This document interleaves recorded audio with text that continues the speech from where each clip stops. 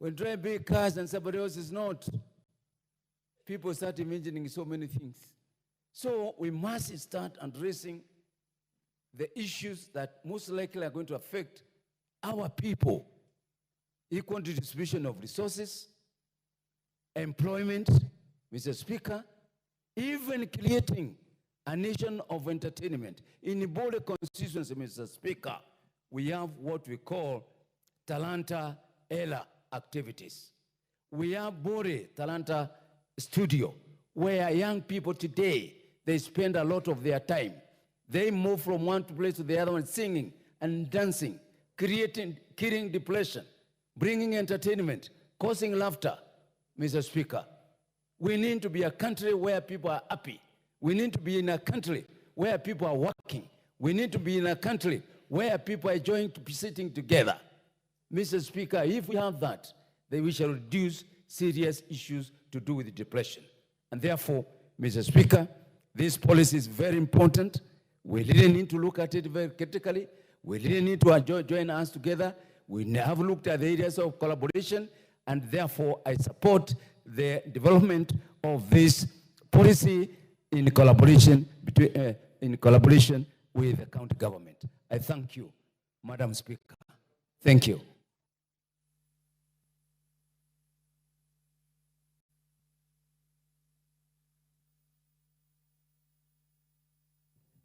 Madam Speaker.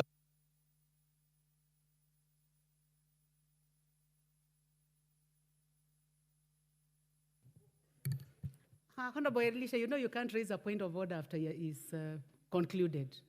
So he has already concluded. Would you like to give you a chance to contribute to the motion? Honorable Elisha? No, I can only give you a chance to debate. So you have a chance to debate, Honorable Elisha. Please proceed. Madam Speaker, thank you for giving me the opportunity to make my contribution to the motion by the Honorable Mishimboko. I think what is important for Kenya and the world over, number one is to mainstream mental health in all our medical institutions, and also to have mental health officers in the county government so as to help us deal with the menace. But more importantly, Madam Speaker, mental health in this country is caused, among many other things, by muguka, which is a plant grown in Meru. I would urge, even as we consider the policy on mental health as exposed by the Honorable Mishi, we must be conscious that muguka is killing our children here in Kenya. And once we are aware, then we can be able to deal with the exposure from muguka. More importantly, mental health as a menace is more common amongst the rich and the wealthier of our society. And the policy then will help us edify the importance so that the wealthy of our society don't hide their children in their homes when the kids are going through a mental health process. What is equally important, Madam Speaker, what is equally important Can I have the mic? Is to Thank you. benchmark. Thank you. Honorable Elisha, 1 minute. I have a point of order by the Honorable Rindikiri. What is out of order? Madam Speaker, the honorable member is insinuating that without any proof or evidence, Which standing order that is that, Mugonda, Honorable Rindikiri? point of relevance. Okay. So I think the Speaker, Honorable Speaker, Honorable Member should not bring in the issue of Merawa Megoka into the debate. He has no scientific reason to believe that those two crops causes mental illness. Thank you, Madam Speaker. Actually, Honorable Rindikiri, if it's on relevance, the Honorable Elisha is still relevant. The point of order you are raising is on fact. Is that what you are saying? That the information he's giving is not factual? Well, I'll still say nothing is out of order. So let him proceed because he has a right to debate. This is a house of debate and he is free to debate. And if according to the Honorable Elisha, he believes that Mogoka is one of the problems, let him express himself. So you may proceed. Thank you, Madam Speaker, for coming to my defense. But what is important, Madam Speaker, I have two relatives today in Kiambu, mental health, because of Mogoka. So it's something I can talk with a lot of passion. But more importantly, let me make this point clear. Madam Speaker, in Europe, in America, most hospitals have mental health nurses. And it would be important for our country to be able to relook at the curriculum of MTCs that are training nurses so that we have a specific training that targets mental health nurses. Because nurses play a pivotal role in our medical institutions. So if we can have a curriculum, a more robust curriculum focusing on mental health nurses, then our country will be able to protect our children, will be able to protect members of our society that are exposed to mental health. Madam Speaker, I raise my case. Thank you. Very well, Honorable Elisha. The Honorable Esther Passaris, member for Nairobi County. Thank you, Madam Speaker, for giving me this opportunity to contribute. I want to commend Honorable Mishiboko for coming up with this motion to discuss mental health and how we can put facilities in all our health centers to deal with mental health. Now, I know that there are many civil society that actually provide training like money counseling, and they normally come in when we have disasters to provide counseling, and they're training quite a number of people. Under NGAF, we found somebody from the Langata prisons who said that, you know, I deal with so many prisoners, I'd like to be sponsored for a full scholarship to go and actually do counseling so I can be better equipped to help most of the prisoners I'm dealing with, and we are happy that we actually sponsored her. And I think the government should actually be looking at some of the facilities in prison and making sure that we train as many people who are dealing with prisoners, as many people who are in medical facilities, and also educational facilities. Now, I want to talk from a point of experience, being somebody who actually suffers from many, many mental conditions. I'm not ashamed to say that I actually, when I was young, undiagnosed, I actually came to realize when I was much older as a parent that I was dyslexic. I had no idea I was dyslexic. It was when my children were diagnosed as dyslexic, and then I started realizing that I actually had the same habits.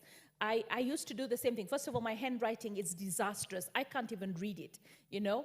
And I didn't realize that my handwriting, even though my teacher used to beat me so many times on my knuckles because she used to tell me how to put a capital letter at the beginning of a sentence, how to put a full stop, how to, you know, put the punctuations. I used to miss the conjugations like it, as, because I would write, my mind would go so fast. Now, dyslexia is a gift. Richard Branson came out openly and said, I'm dyslexic, and this is why I'm able to do what I'm doing. So besides being dyslexic, in fact, I think one of the things that you really suffer from when you're dyslexic is maths. Because if somebody tells you to write 1986, you will write 1968, because you take the last number first. So a lot of parents are not aware, and sometimes you will punish your child, but it's not the child who's making that mistake. So we need our teachers to actually understand that these are mental conditions where the child cannot help it. The child is not stupid. The child is not being disobedient. The child is just not able to comprehend, and this is dyslexia. Then there is something else called ADHD. I mean, my father used to think I was so naughty. I could not listen. I could not sit still. He tells me, sit down. I was fidgeting. I was standing up. I was running around. Go to the corner. I couldn't even stay at the corner. Because when you have ADHD, it's attention deficit hyperactive disorder. You just have so much energy. And you just, I mean, people want to sleep at midnight and you still have the energy to go on and on and on. I used to say it's like ever ready, you know, you just go on and on and on. So at the end of the day, with ADHD, you need drugs like Concerta or you need Ritalin, which are very, very expensive, so that you can calm you down and you can sit in a class. Because when you're in a class, other children want to concentrate, but you're going to actually be distracting them. In fact, I was made a monitor of the class and a class prefect because the teacher wanted to make sure that I don't distract other children. But nobody knew at that time in the school that I went, which was the Star of the Sea Primary School, that I actually had a disorder, a learning disorder. And you know, as I grew up, I went to Dr. Okonji. We all have issues that we need to see a psychiatrist, and we shouldn't be ashamed of it. So marriages normally, can be difficult to deal with. And when I started seeing Dr. Okonji, I didn't realize that I was actually suffering from OCD, which was obsessive compulsive disorder. So the reason why I'm taking you through this is because I want all the constituents that we represent to realize that these are labels, and they are genuine labels, and we might have them, and it's nothing to be ashamed of. I mean, I didn't even know. Dr. Okonji knew I was dyslexic, ADHD, and he didn't want to give me another label. So what happened is I was in his clinic, and I used to see his tiles were actually so disorderly. And one day I said to him, Dr. Okonji, I'd like to give you a Christmas present. Can I do your tiles for you? And he said, yes, go ahead, fix my tiles. And I had the tilers come in, fix his tiles. One day my daughter went to see him. And when my daughter went to see him, she says, I can't stand my mom. She comes into my room, she picks everything up, she arranges everything. Why can't she just understand I'm a teenager? Dropping my clothes on the floor is kind of normal.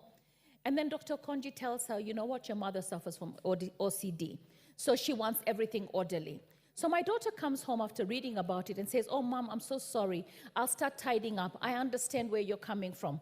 I called Dr. Okonji and said, why didn't you tell me I was OCD? And he goes, because you were already dealing with ADHD and dyslexia.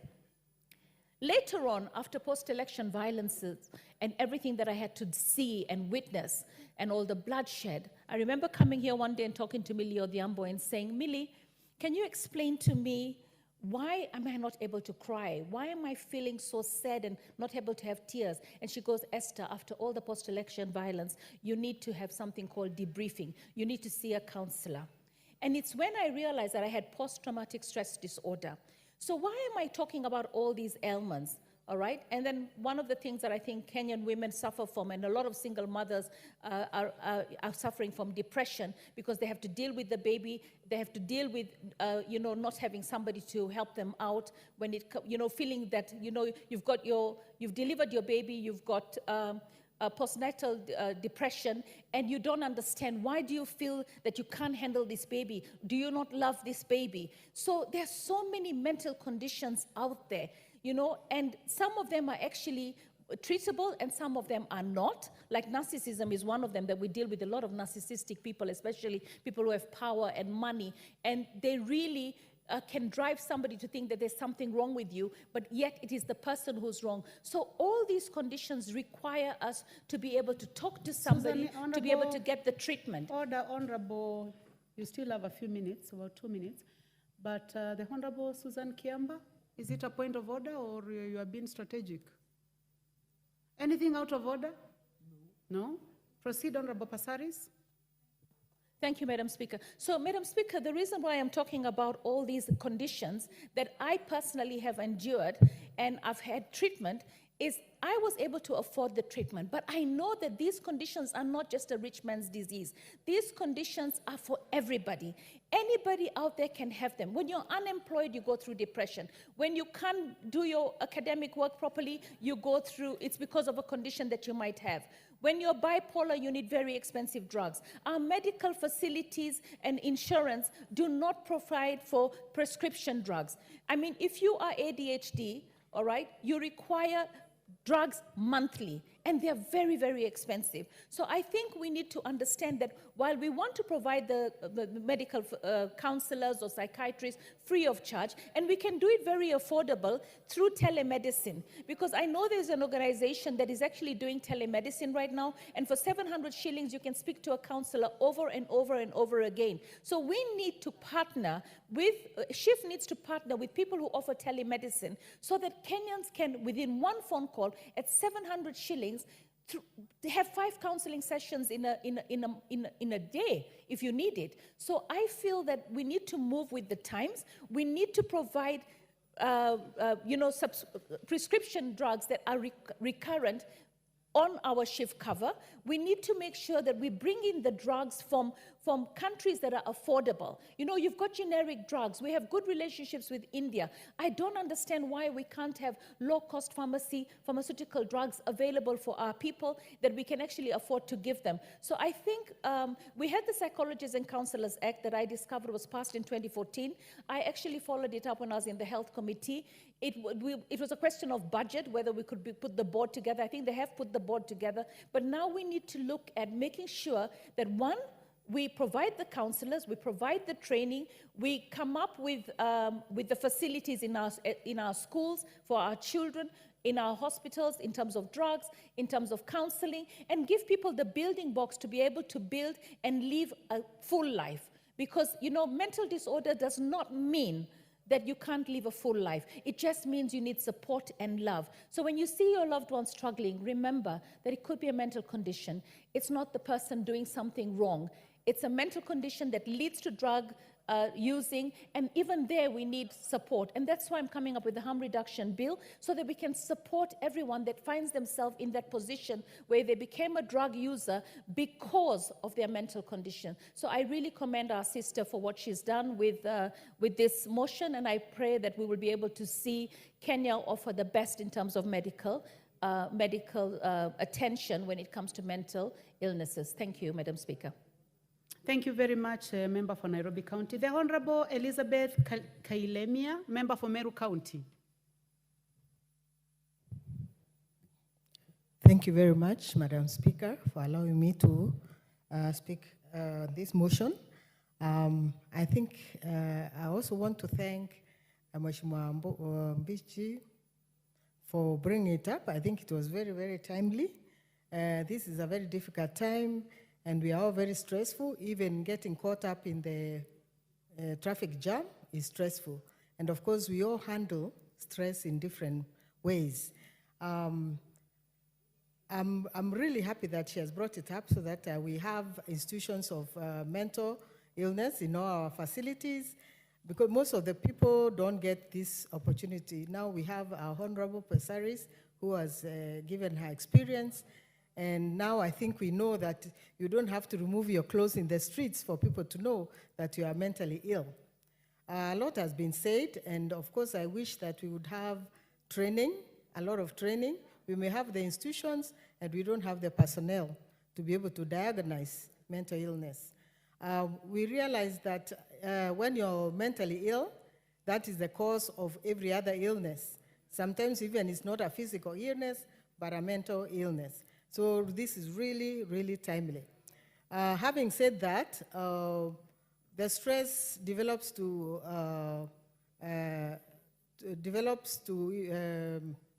people even getting to do suicide.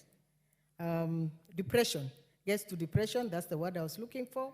And after you are depressed, really nothing looks positive, and that's what ends up to somebody committing suicide.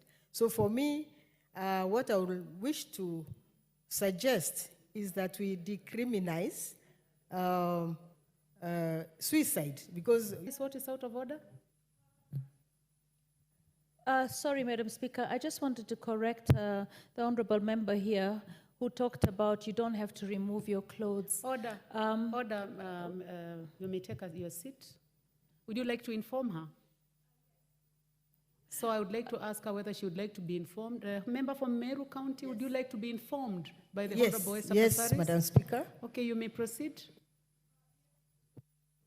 Madam Speaker, a lot of people, when you see them walking on the street nude, right? It's because of their mental condition that they strip their clothes. They've reached a point where, you know, they've reached a point where they're on their own and they remove their clothes and they feel free that way. That's also a mental condition that requires a health intervention. So when we see somebody like that, the best thing to do, and I know that most of the mental hospitals will admit such a person, is to basically, I think our police should be taking these people and taking them to the hospital because it's a condition. They don't remove their clothes because they're being unruly. They remove their clothes because they actually have a mental condition that requires treatment. Thank you. You may proceed, member for Meru. Thank you, Honorable Passaris. Thank you, Madam Speaker. Yeah, that's what I was saying. It's not only those people who are sick. There are very many people who are sick. And that's why that is the end result. You know, when you see them, you say they are mad. But really, they are not. Well, mad is the word we use, but actually it's mental illness. And it could have resulted from depression. And that's why I'm saying we decriminalize suicide because it's out of depression that they end up feeling unwanted, unworthy until they take their lives. So I would like to thank Honorable Mishi again for bringing this.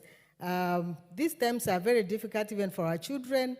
There are more of broken families and also exposure through our smart TVs, through televisions, and we see styles and movie stars and all those kind of things, and our children want to copy them. And when they can't get that, they also get depressed because they are not able to achieve maybe even the weight, as simple as just a weight or whatever they think is good for them. So thank you very much. I wish to support, Madam Chairman, this motion, and I wish to support. Thank you. Thank you. The Honorable Maina Madenge, member for Nyeri Town. Thank you, Madam Speaker. I stand to support the motion by Honorable Mishi Boko. However, I seek to differ in the wording of this motion, Madam Speaker, because already we have the mental health policy, the Kenya Mental Health Policy 2015 to 2030. And when you look at that policy, there are policy measures and interventions that are proposed. And therefore, what I would beg is if we could expand so that we expand the scope of the implementation of that policy. However, Madam Speaker, I am also a member of the Health Committee. And it is clear in my mind that the issues of mental health have not received the requisite attention as they should in this country. For us to be able to go to, when we look at the level of the organization of healthcare in this country, the level, from level 1, who are community health promoters, to level 4, there is nothing for mental health conditions. And therefore you find that even the referral system and the organization of healthcare is not responsive enough to healthcare needs.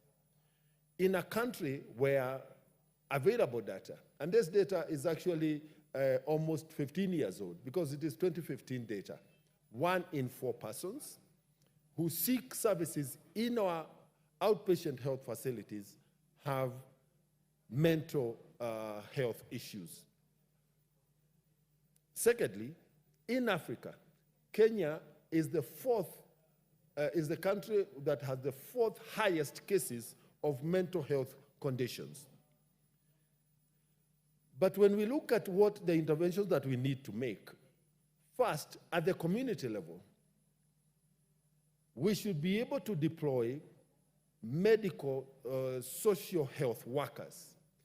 But today in this country, we have a large pool of of social workers who are jobless.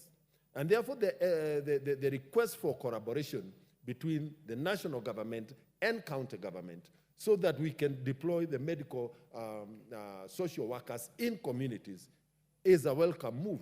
And even possibly an integration of the medical social workers within the community health promoters setup that is already in place. In our schools, where quite a number of us who have spoken before me have indicated that these conditions are easily seen, we need to be able to post clinical psychologists. And therefore, if we are to be able to do that, then we need either to get the Ministry of Education and the Teachers Service Commission to actually begin employing clinical psychologists as teachers in our primary or junior secondary, primary schools, junior secondary, and basic education institutions. Madam Speaker, when we get to the level where mental health services are available, they are mostly available in very few level 4 hospitals, mostly in the level 5, which are county referral hospitals, and the Mathare National Psychiatric Hospital. The Mathare National Psychiatric Hospital is the hospital of shame in our country. It is old, it is dilapidated, and it is stigmatized. And therefore, as a House, even as we pass these motions, then the voting of the liquid site resources to go with the motions that we pass must also gain priority and remain within our sites when the budgeting cycle begins. Madam Speaker, when we come to the family setup, despite depression, and by the time families decide, or even individuals decide, to go and seek help for depression, it is almost always rather too late. It is advanced. And therefore, the early warning signs, we need to have people within the community who are able to pick these early warning signs. But depression is not only disorder, the only medical disorder, as it has been ably communicated by the speakers before me. Madam Speaker, we also need to revisit the Mental Health Act, which was first established in 1978, and since then was only amended once 10 years later in 2018. We need as a House to revisit that act in order to align it to the current realities on mental health. Madam Speaker, I believe there is a connection between the escalating cases of GBV and mental health. And when we look at then the cost to the economy of both mental health, GBV, issues of suicide, which have now been reported in primary school kids, and a perusal of the suicide records within our police stations would give us a clear map and inform the gravity of this situation. So, Madam Speaker, lastly, is the training of the personnel that are needed to treat those who are already diagnosed with mental health issues. Madam Speaker, more than half the counties, or approximately 50% of our counties today do not have psychiatrists. And the country has a severe shortage of psychiatrists. Again, psychiatric nurses, we again have another huge, huge shortfall.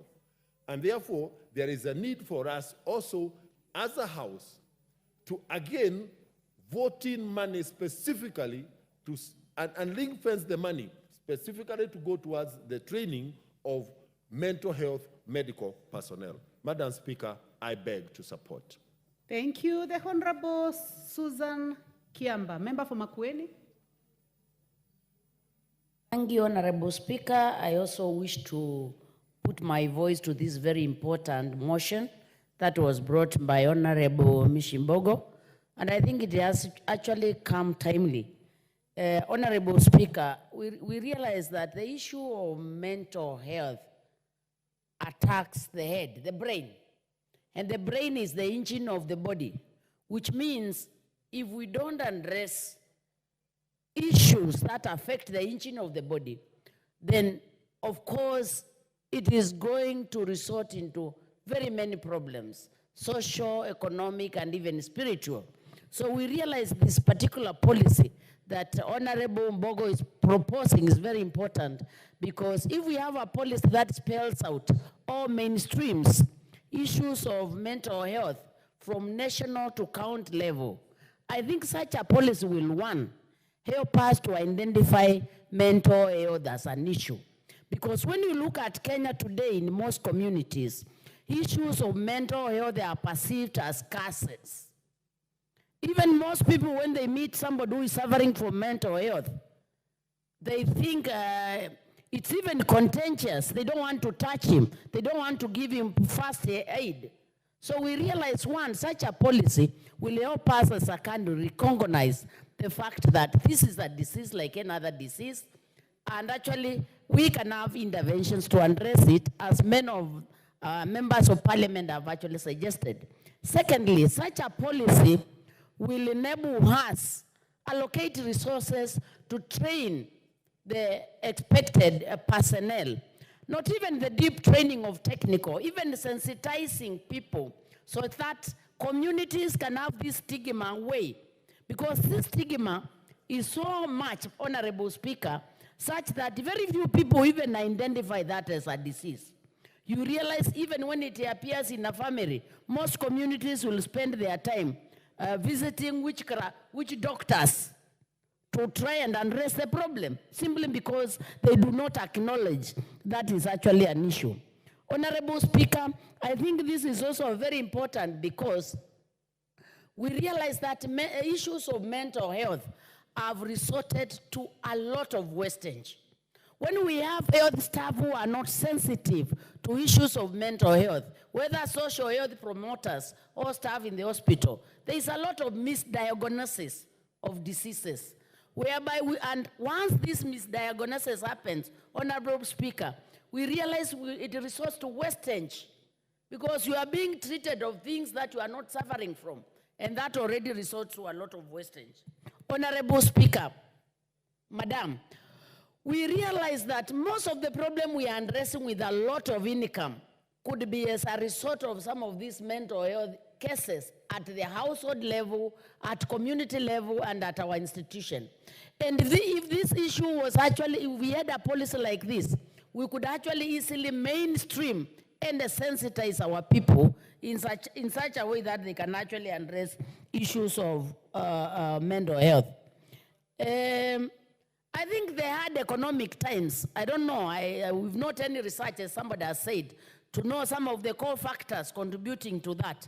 But as it is rumored that hard economic times is one of the factors. And I think I tend to support that, because if you look at Kenya today, even young children are killing themselves. Mothers are killing their children. Culturally, in most communities in Africa, it was unheard of for a mother to kill their children. Now it's very common for a mother to kill all her children and even kill herself. And I think most of this has actually been contributed to issues of mental health. So, Honorable Speaker, I think this motion comes out very timely, but I think we also have to think about budget, because we have very many proposals and also priorities. We have so many proposals of issues mental health, but if you go to Mathare Hospital, where actually there are known cases of mental health, and the budgets we give them, it already tells us that we do not see it as a problem. We think it's individual confusion. So, Honorable Speaker, this particular motion needs to get all the attention, and especially the issue of mainstreaming it in health, because I don't think we can have personnel in everything. I think if we mainstream the issues of mental health right from the grassroots level, from the health promoters, this issue will actually be picked, and actually affected people will be taken to the appropriate institution. Otherwise, I support, Honorable Speaker. Thank you. The Honorable Yusuf Mohammed, member for Wajir West. Thank you, Madam Speaker, for giving me this opportunity to support this motion. Madam Speaker, mental health, as brought by Honorable Mishi Mbogo, as one of the members already said, I want to differ a bit, although I support it, but I want to differ a bit and modify some of her recommendations to align with the policy that is already in place in this country, Madam Speaker. Madam Speaker, we are not short of policies in this country. There is already policy that was formulated in this country of which is already existing mental health policy 2015 to 2030 that only needs small modification to align with what Madam Honorable Mishi is intending to do. Madam Speaker, mental health is a very critical issue for a person to survive or live in this country. Mental health is the state of the person's well-being to cope with the stress of this world and to work well, learn well, and also, Madam Speaker, to contribute to the society positively. That clearly tells you, what does that clearly tell you? It clearly tells you if a person is not stable, if a person is suffering mentally, he will not be able to learn properly, he will not be able to work well, he will not be able to contribute to the society or the community positively, Madam Speaker. Madam Speaker, mental health has not been given the attention, the required attention by this country, Mr. Speaker, Madam Speaker. Madam Speaker, allow me to add some recommendations to what Madam Honorable Mishi has already stated. We are shying away facing the challenges of mental health. It has already been said, 1 out of 10 in the population, in this population, a person suffers mental health. But the question is, how many of us are suffering mental health? We don't know. We don't have the statistics. Why? Because we have no experts to identify and to know exactly who is suffering from mental health and who is not. Madam Speaker, we ourselves, when we go to hospitals, we shy away to present ourselves to a doctor to talk about mental health itself, Madam Speaker. Madam Speaker, that clearly shows the stigma, the fear that we have that we will be labeled by the society, that if somebody is mentioned or identified being suffering from mental health, he will be stigmatized, he will be isolated, and he will even suffer more, Madam Speaker. Madam Speaker, what we need to have in this country is to provide mental health training to experts, doctors, nurses, and having clinics in each and every health center in this country, Madam Speaker. And if we cannot afford that, we might create one mental health center in each county, Madam Speaker, for people to realize, to understand their problems, Madam Speaker. Number two, Madam Speaker, provide mental health, provide mental work environment by solving the challenges in the workplace, Madam Speaker. Madam Speaker, the work environment in this country is so polarized, is so bureaucratic, that nobody cares about who is sick and who is not sick. Not even only a mental health, Madam Speaker. Madam Speaker, if a person is suffering, in mental health, he has a mental health disorder, he might not perform as required. But when a senior, a person in charge of a particular institution, finds out that a person is not performing, instead of finding out what is the cause, he tries to write show cause letters, disciplinary actions, and eventually people are sacked. Madam Speaker, I have been following up since I came into this parliament that several police officers, several prison officers have deserted their duties, Madam Speaker. And why? Because of mental health disorders, Madam Speaker. They were sick. They just left their work, went home, stayed there, never reported to work, and never came back to work. Then what happens? The prison officers, the police officers, those who are in charge, sack those people. And those people, when they regain their mental health and they are treated, and they come to their senses, they tell you, we were suffering, we want you to go to that hospital, office, prison office, to reinstate us, Madam Speaker. Madam Speaker, this mental health issue is real. And we need to provide mental health day, open day in this country, Madam Speaker, for each and every Kenyan to go and check his status on how he is feeling, Madam Speaker. Madam Speaker, if we don't do that, we will not achieve any substantial or any positive feedback from this mental health issue, Madam Speaker. Madam Speaker, what we need to do is to have a comprehensive overhaul and re-evaluation of the mental health policy in this country, Madam Speaker. Madam Speaker, that will allow each and every person in this country to understand his status. With those few remarks, Madam Speaker, I beg to support with those few recommendations. Thank you, Madam Speaker. The Honorable, thank you. The Honorable Rueda Obo, member for Lamu East.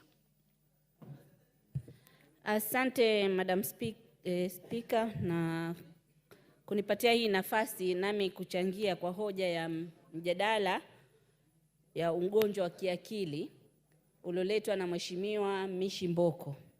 Moja kwa moja na muunga mkono kwa njia yoyote ile kuboresha hali ilivyo hapa nchini sasa itakuwa jambo la muhimu sana. Sisi kama wabunge ni wakilishi wa wananchi. So jambo lolote lile ambalo litafanya mwananchi apate huduma bora, sisi hatuna budi kuliunga mkono. Kuna sababu nyingi za kusababisha haya magonjwa ya kiakili. Kuna sababu ya mihadharati, kuna sababu mtu akiwa mgonjwa ile wazungu wanasema akiwa na stigma, kuna kukosa huduma pia zinasababisha mtu akawa na mafikira mingi. Kuna mambo mengine paka sehemu zingine tu ndio ziko na shida hizo, kama kule kwetu, kama eneo bunge lote hakuna vituo vya burudani. Kwa mfano uende pahali ukae upumzike akili, inakuwa ngumu kwetu kule eneo bunge lote halina. Sasa mambo kama haya yanasababisha hawa vijana wetu wakafikiria mambo ya upotofu. Wakafikiria paka ukaona mbona wanafanya hivi, lakini kumbe sababu ni shida za kiakili. Bispika, shida ni nyingi kule kwetu. Sisi kule kwetu tuna vijiji 23. Na leo sitazungumzia watu wangu tu wa Lamu East, wa Lamu Mashariki. Nitazungumzia hata wale wahudumu wanaokuja kufanya kazi kule. Wanapata shida zaidi hata kushinda wale wananchi wanaishi kule. Kwa sababu kama polisi wakija kule wanapata shida sana.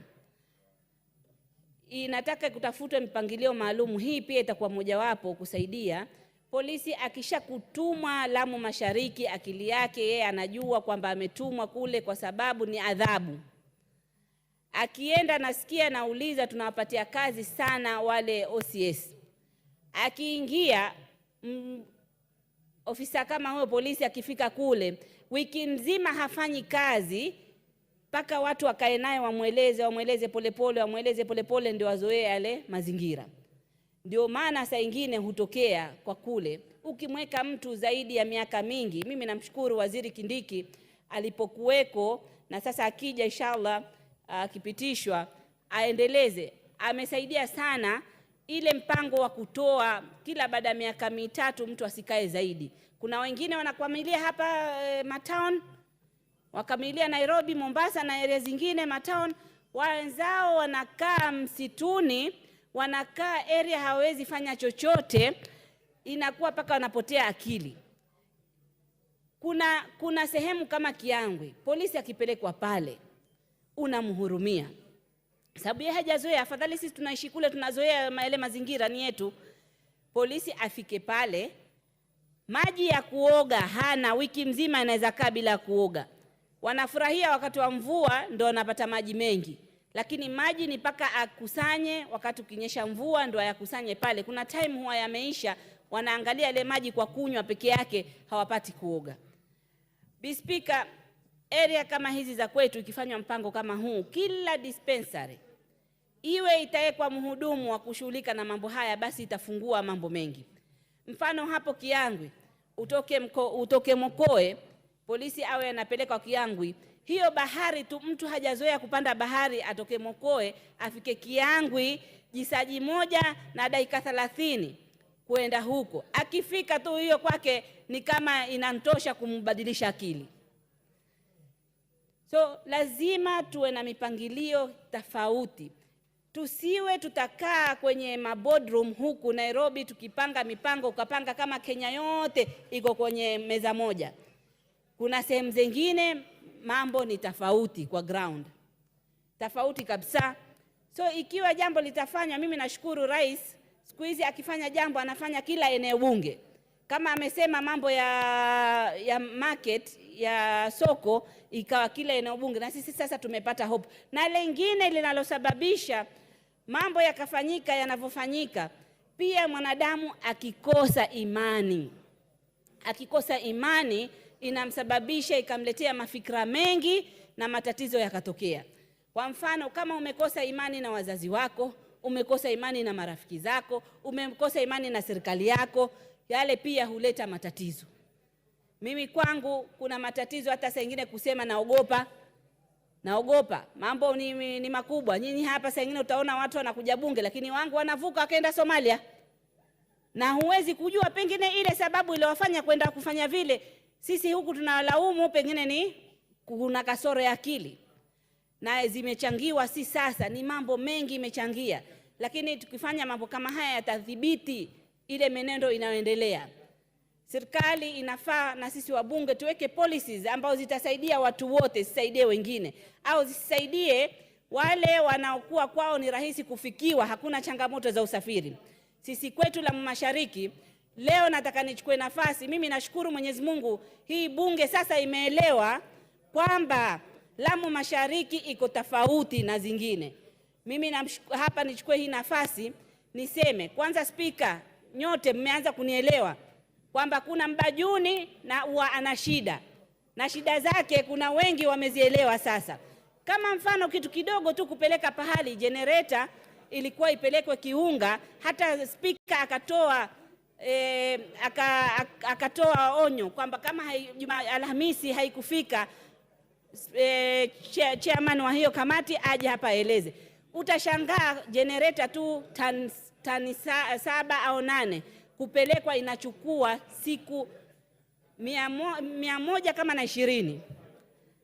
Sasa katika chochote kinachofanyika hapa Kenya, ani service yoyote ambayo inafanyika kule kwetu inakuwa ngumu kwa sababu ya changamoto za usafiri. Mfano wake ni hiyo generator tu kupeleka.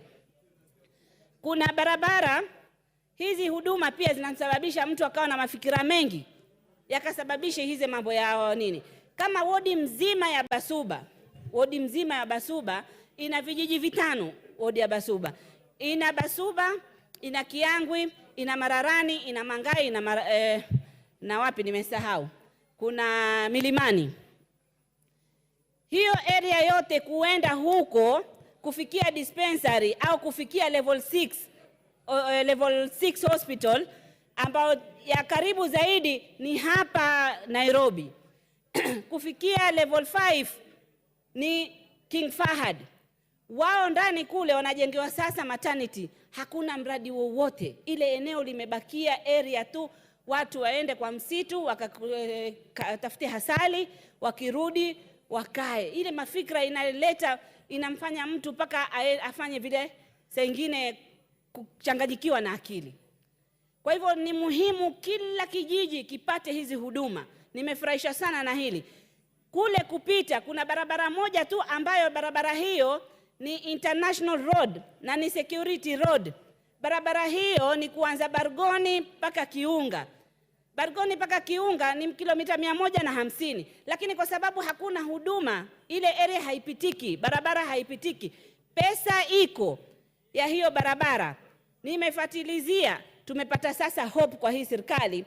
Kama contractor hawezi fanya, basi ampatie washirikiane, ampatie local contractor, hiyo barabara itengezwe, manake pesa iko 1 billion hapo, ifanywe kazi. Ndio watu wakitafuta hizi huduma kwa sasa, kwa vile haijafanywa hii, haijapelekwa mashinani, kwenda huko King Fahd mpaka tumie shilingi 7,500. Kwa hivyo hii huduma ya barabara ikiwekwa, pia inapunguza hizi adhabu nyingi za kufikiria. Vijiji kama Kiunga iko huko boda tu Somalia, ambapo imekatwa na mambo mengi. Passporti, ID, ukitaka tu good conduct paka ulipe 8,000 uje Lamu town. Sasa ona tabu zote hizo, na hawa youth wetu tunawaelewa. Wengine sisi tulisubiri, lakini wengine hawezi kusubiri. Wakiona vitu kama hivyo ndio mambo yanaharibika. Bwana Speaker, unaelewa, na ningependa nyinyi pia mtembelee muone zile sehemu zetu. Sisi tuna ward 3. Kiunga ward kuna Ndau Island, kuna Kiaiu Island, kuna kufika Mkokoni. Unatembea kwenye maji kufika Ndau jisaji moja kutoka Lamu. Hiyo ni adhabu tosha. Kisha umweke ofisa au umweke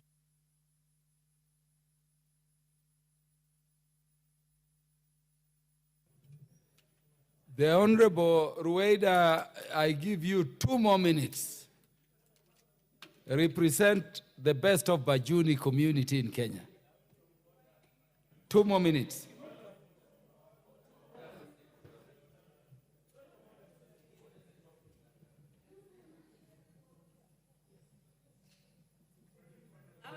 Rueda Obo, the mic.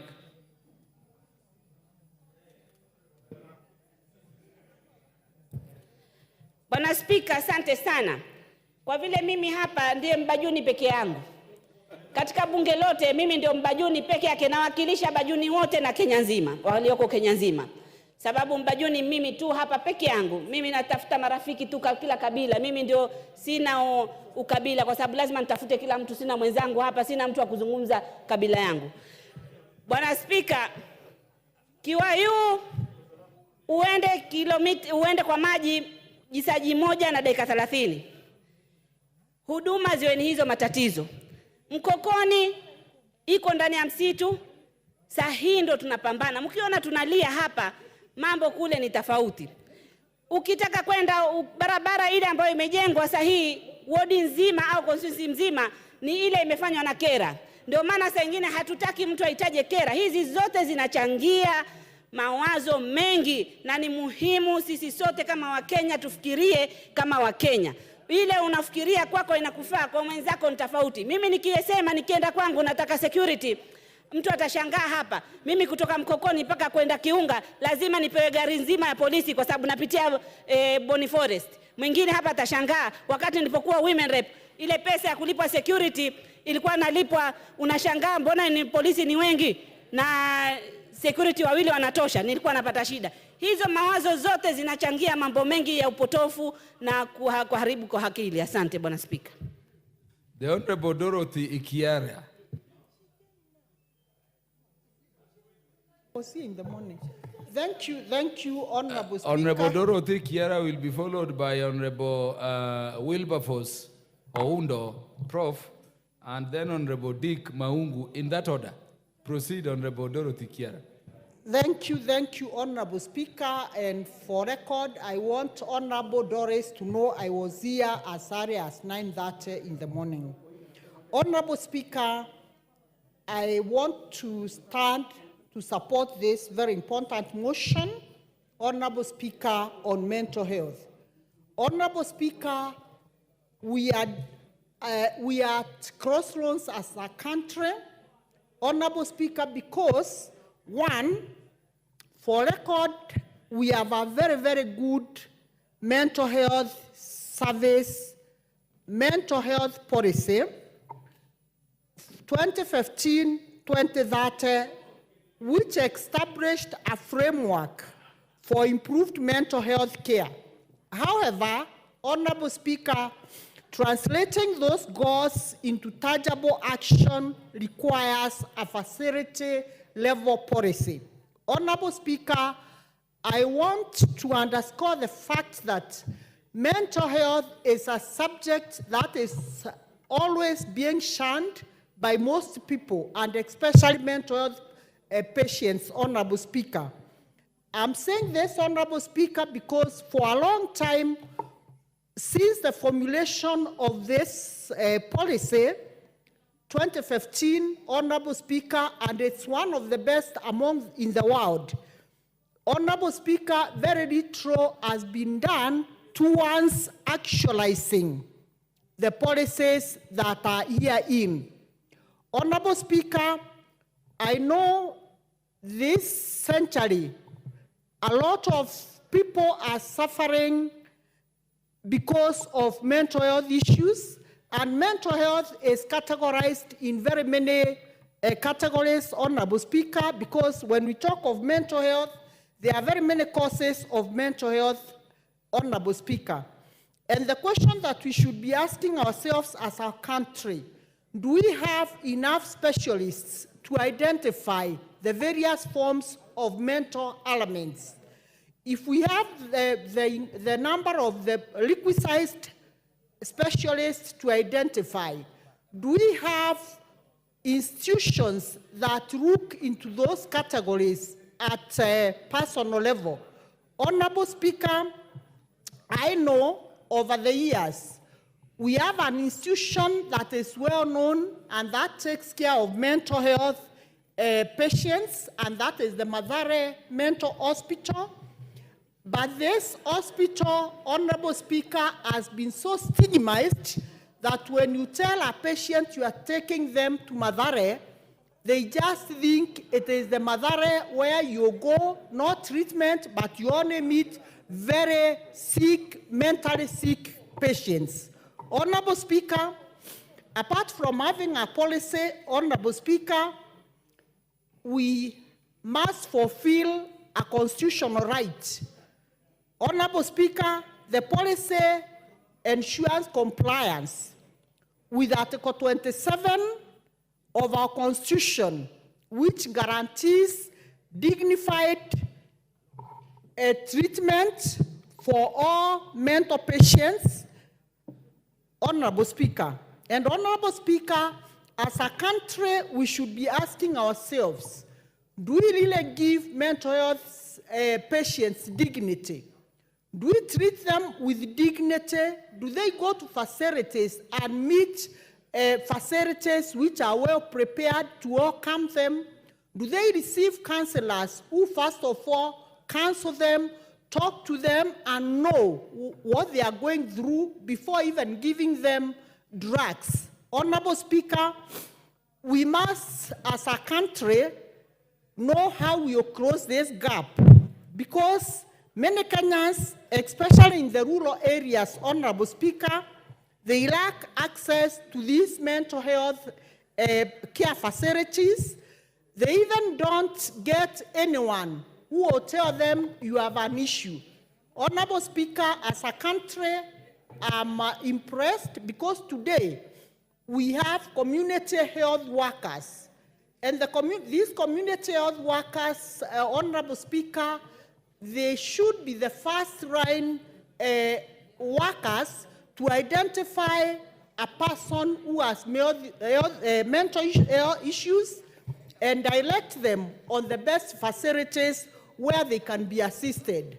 Honorable Speaker, I know families, sometimes it becomes difficult for families to accept that their person has a mental health issue, because the first judgment of parents is always this child is taking drugs, this child is under drug and substance abuse, and this sometimes leads us to not taking interest in the elements of our children. Honorable Speaker, we should have the primary caregivers identifying different types of mental issues and directing the patients to the right facilities. Honorable Speaker, I know untreated mental illness is a significant public health burden. Honorable Speaker, we have people who have gone to school. We have a lot of our children who have gone to school. They have their certificates, but they cannot do any meaningful economic activity because they don't have stable minds.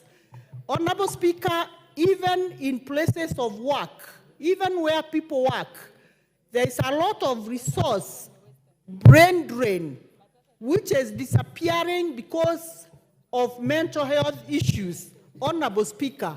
And sometimes even at the workplace, people are not able to identify mental issues. Instead, somebody is fired from work simply because they cannot be able to coordinate in their work, Honorable Speaker. Honorable Speaker, I'm saying this because I know in places where we have chronic drunkenness, especially in many professions, I not mention the professions because it cuts across, Honorable Speaker, at the workplace. We should be able to have counselors who can be able to identify and know this person is not a drunkard. It is because the person is going through a lot of mental issues. Honorable Speaker, I want to say, because we have this policy, which is well formulated, and the policy is running from 2015 to 2030, we don't have a policy gap in the country, Honorable Speaker. What we are lacking is the implementation strategies, Honorable Speaker. And this is what we should be dealing with as a country. Honorable Speaker, if we deal with the implementation and the recommendations in this policy, Honorable Speaker, we can be able as a country to iron out all the issues that go along with mental issues. Honorable Speaker, it is evident and it has been proven that this country has the fourth highest cases of mental health in Africa. And Honorable Speaker, as we move along, cases are increasing by the day. If as a country we don't take serious intervention measures, Honorable Speaker, we will have a country of mentally sick people. Honorable Speaker, I want to end with a quote from the former President of the Republic of America, Barack Obama. Barack Obama said, mental health is not a luxury, it is a necessity. Let's break down the barriers and stigma that prevent people from seeking treatment. Mental health is not something that you should shun away from. Let us all break the barriers and take care of the mentally sick in our society. I support this motion, and I want to round Honorable Mish Boko and say, let the implementation strategies be fast-tracked. Thank you, Honorable Speaker. Honorable Wilberforce Oundo.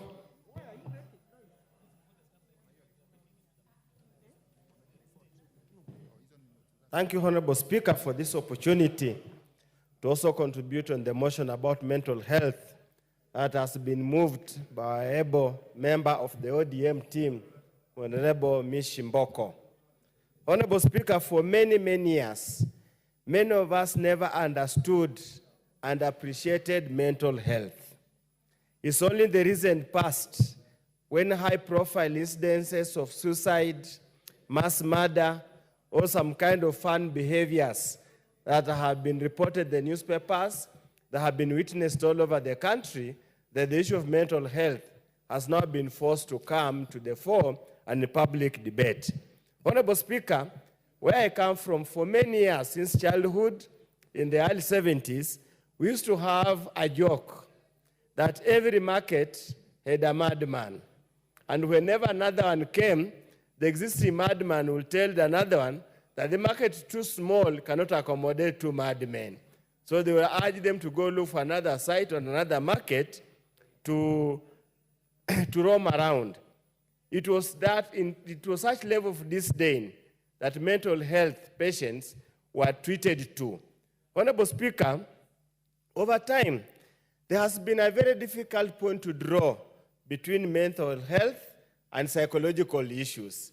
And I do not purport to be an expert in that area, and I do believe experts in that area, in the fullness time, will draw a line between mental health and psychological issues caused by stress, hereditary, or other issues at hand. Suffice to say, Honorable Speaker, we cannot continue to bury our head in the sand. The statistics given by Honorable Mish Mboko are very scary. If 10% of the population is suffering from one level of mental health or another, then it's very, very scary. As a country, as my colleagues have said, it's therefore important to look at the mental health policy and see where did we go wrong. What have we done to implement the same so that we are able to manage and live with mental health? Honorable Speaker, not everybody, as they have said, who is properly dressed, who speaks fluent English, who walks around elegantly, who can swing the board from one side to another, is okay. Mental health varies from different levels. That's why sometimes, Honorable Speaker, I get scared when even our colleague members of parliament here, some of the things they do, some of the things they say, some of the way they act themselves, either on the floor of the House, when they have been granted a microphone in public rallies, or in funerals, or even in churches, Honorable Speaker, makes me believe that our mental health is only the degree of madness, as we say in my village, that differentiates. That's why, Honorable Speaker, I totally want to agree that we need to take mental health training, mental health treatment, mental health attention to the very lowest level, Honorable Speaker. Many of us, and as Honorable Esther Passeris has narrated the story, we have kids in the houses. We never know some of the actions, some of the things they do, probably is a sign of mental health. You find some of us, Honorable Speaker, who have had the opportunity to be lecturers in the universities. When you go to a lecture hall, some of the behavior, some of the demeanor of the students really indicates we have a high case of mental health in this country. I do not want to belabor the point what my colleagues have said, but only to say that one, many of the 99% of health and health management issues is a devolved function. And we want to keep on, I will never tire to urge the county governments that Baba Raila Amolo Odinga advocated for devolution, not for the sake of devolution, but to take the services that had been centralized at the center, as we used to say, to the periphery. Because people at the center never allowed people in the periphery to come and interfere at the center. So devolution gave us a chance to take to the periphery some of these issues. Honorable Speaker, it will be prudent and it will make much sense for us to solve this problem so that we have every single health facility in all parts of this country to have somebody trained in mental health issues, Honorable Speaker. We have community health volunteers. Do we have anybody among those community health volunteers who has got the requisite training in mental health? We are now able to detect malaria and the basic communicable diseases and even make a phone call and prescribe medication. Do we have such members in that group? Probably, Samantha, I hope and I wish the Committee on Health could also get to says of this matter and look such out of the 20 or so they have any given constituency. Do we have a member? Honorable Speaker, do we have any holding facility? Do we have any specialized treatment facility in every single county to deal with mental health? I can report here, for my county of Busia, we do not have any single facility, medical facility, where we can deal with medical health matters. Honorable Speaker, in the first years when I was an MP, I had to rescue so many people who were shackled because they were thought to be mad, who simply needed medical attention. Very psychological counseling to wean them off some very traumatic incidences they have faced. We need to tell also the families wherever we are, if you feel your member of family has got some medical condition that probably is of health, mental health of nature, please do not shy away from looking for medical attention. There are very many social support groups that can assist in making sure that we deal with this matter.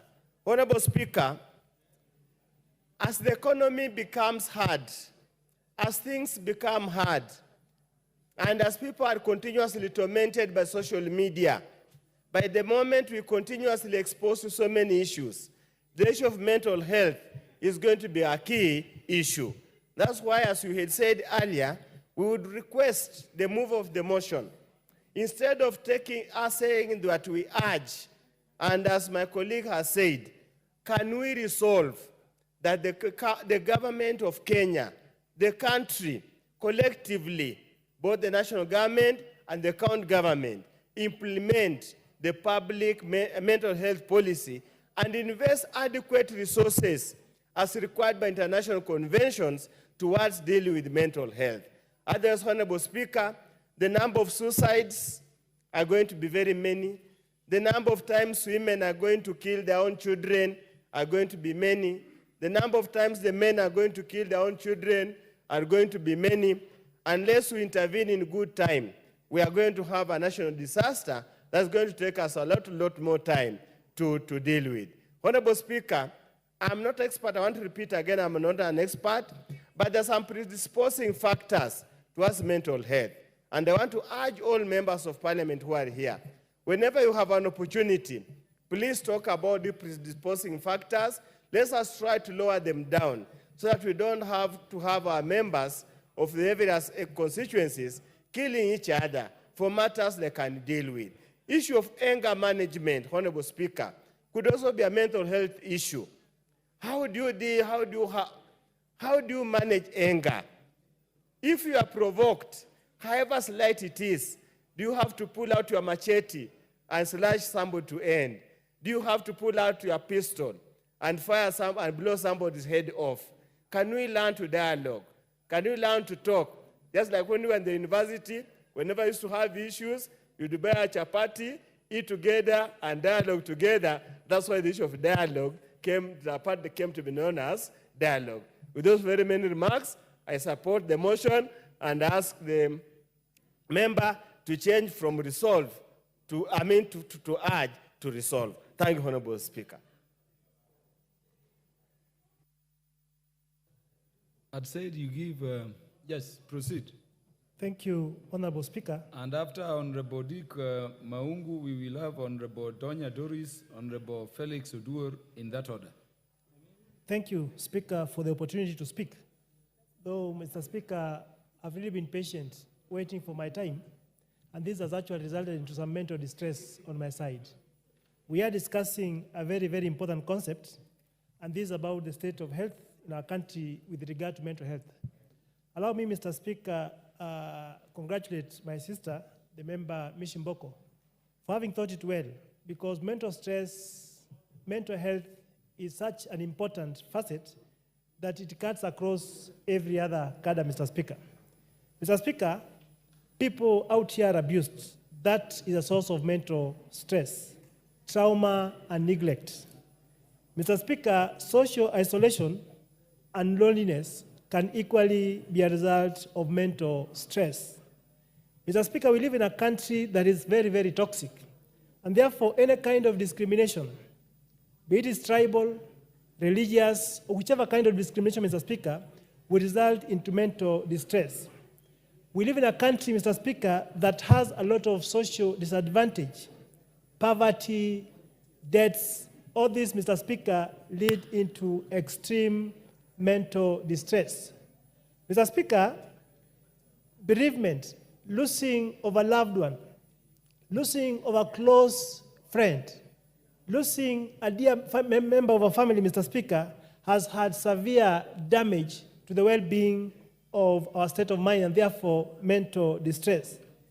Mr. Speaker, we live in a situation whereby people are exposed to long and severe stress. All these conditions result into mental stress. And therefore, the Honorable Mishi, having thought it is important that we mainstream mental health in our facilities down to the ward, Mr. Speaker, so that our people can be able to access and enjoy mental care in early stages. Mr. Speaker, we realize, and we've seen it here, that we have had cases of religious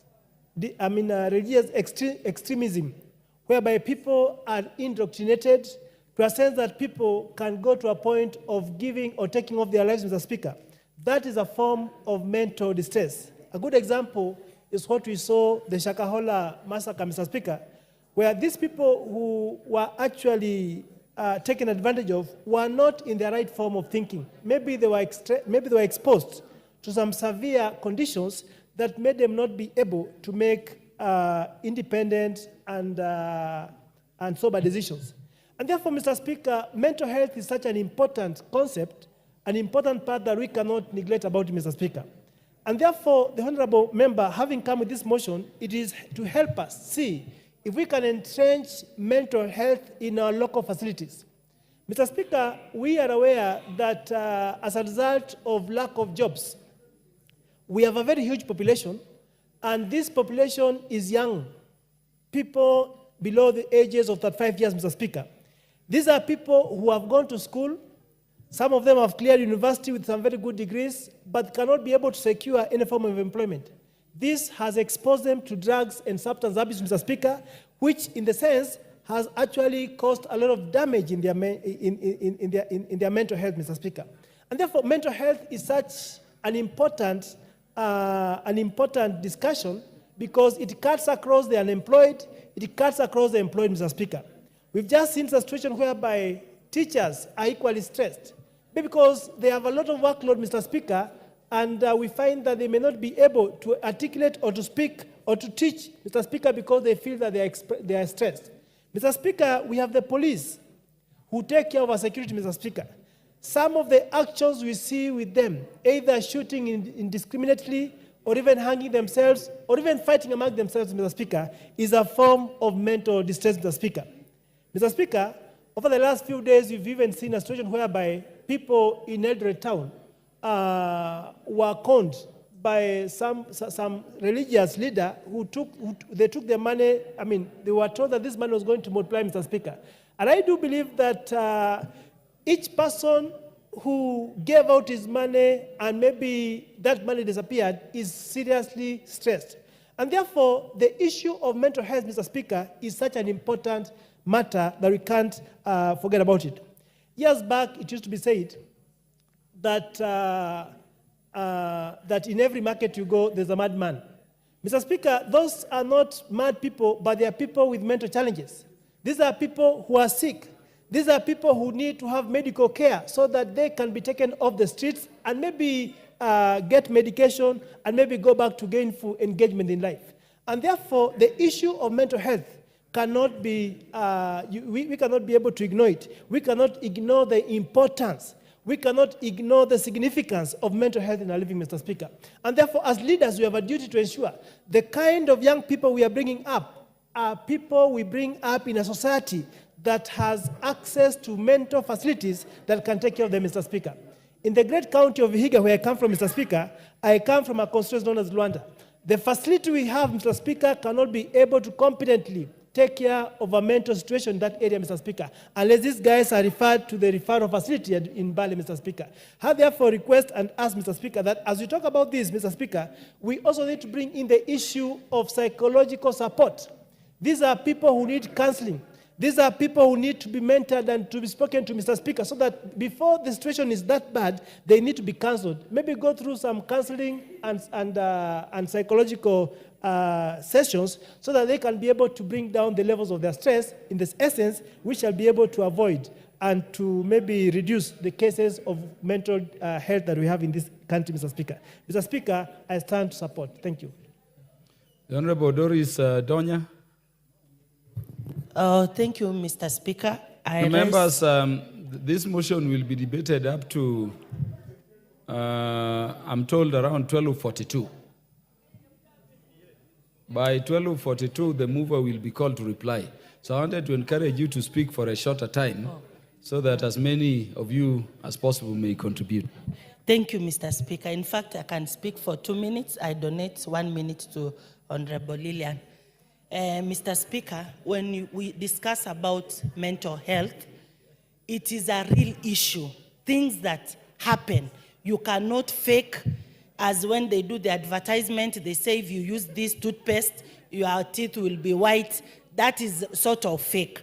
But mental health and how it comes by poverty, Mr. Speaker, and this is a high time.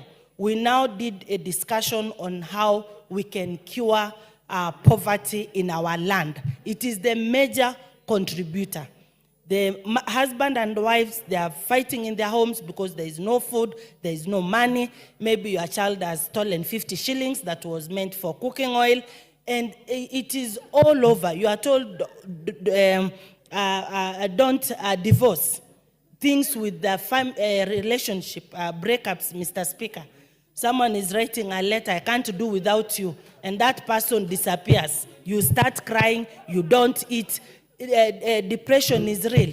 The use of drugs, someone will tell you that, oh, why I'm using bangi or why I'm taking changa is because I'm stressed. When I take this changa in the evening, I will feel relaxed and I will sleep well.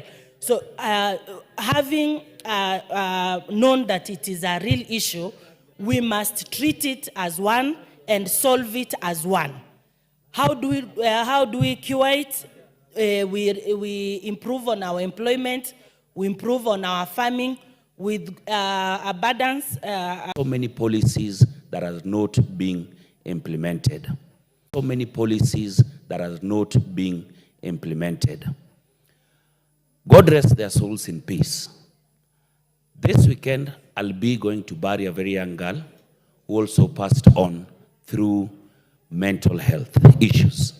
Just the other day, we were again in Langata Cemetery burying a very close friend who also died through suicide. The number of suicide cases that we see each and every single day can tell you what the country is going through as on matters mental health. Mental health is a conversation that must continuously be regarded as a very, very important issue in this country. But the problem that comes with mental health definitely is the stigma around it. And even worse on men where men are told, be a man, man up. And they cannot even open up to issues that they are going through. And it is even much sad that we have friends, we have groups, we have people we call our close relatives, but can never be able to see what somebody is going through. Until the worst happens, through suicide, that's when you hear somebody says, why didn't they talk? Why could he not even open up? Yet when they open up to you as a person, you'll tell him to man up. Oh, kuwa mwanaume. You cannot be mwanaume when things you are going through are things that nobody wants you or is even able to help you understand. Mr. Speaker, just over the weekend, there was a men mentors walk organized by Oga Obina.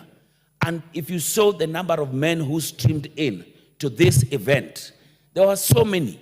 It tells you of how many of men out here or women are going through issues that they continuously want to talk about, but there is no one to talk to. Our health facilities, number one, do not even have this mental health areas or places where are meant for people going through mental issues.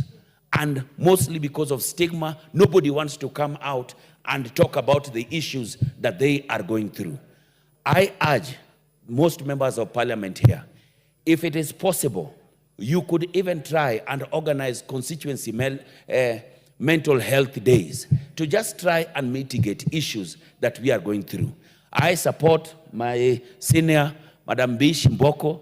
This motion is timely, and mental health is a conversation that must be continuous, and this government must take it as a serious issue. Thank you, Mr. Speaker. Members, we are intervening in the debate to allow the majority leader lay some papers and give motion. Thank you, Honorable Speaker, and sorry for the interruption. Honorable Speaker, I beg to lay the following paper on the table of the House today, Wednesday, 7th August 2024. The second report of the Committee on Appointments on the vetting of persons for appointment to the offices of Cabinet Secretaries, volumes 1, 2, 3A, and 3B. Thank you, Honorable Speaker.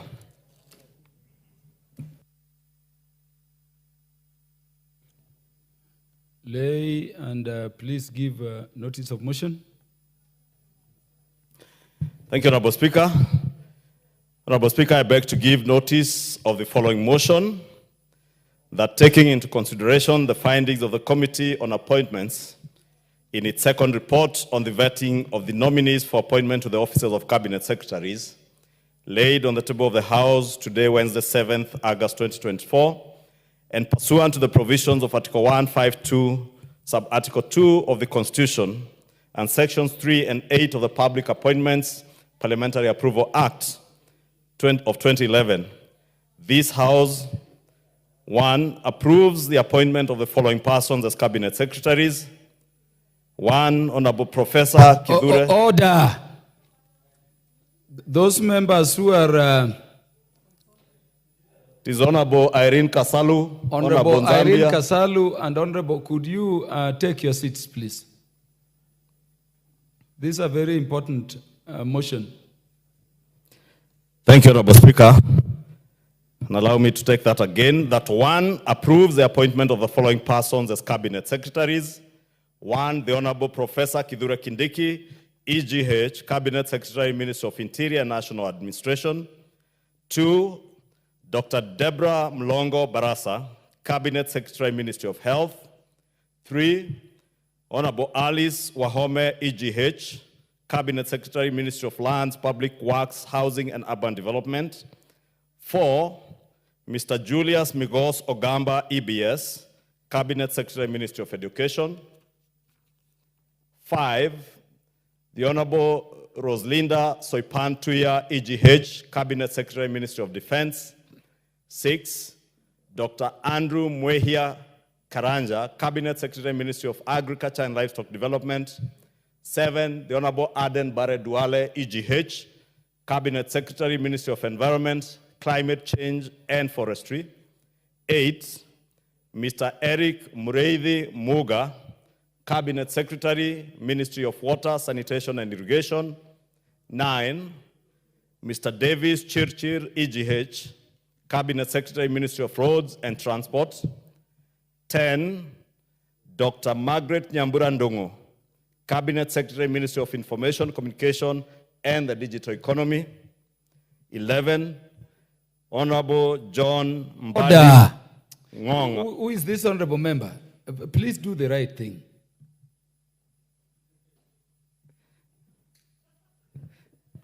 I think he's a Goldman. The Honorable Zahir.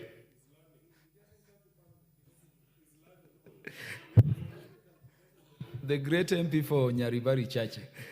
Thank you, Honorable Speaker. The Honorable Zahir is not in this list. So 11 is the Honorable John Mbadi Ngongo, EGH, Cabinet Secretary, the National Treasury and Economic Planning. 12, the Honorable Salim Vuria Mgala, EGH, Cabinet Secretary, Ministry of Investments, Trade and Industry. 13, Ms. Rebecca Miano, EGH, Cabinet Secretary, Ministry of Tourism and Wildlife. 14, the Honorable James Opio Wandai, EGH, Cabinet Secretary, Ministry of Energy and Petroleum.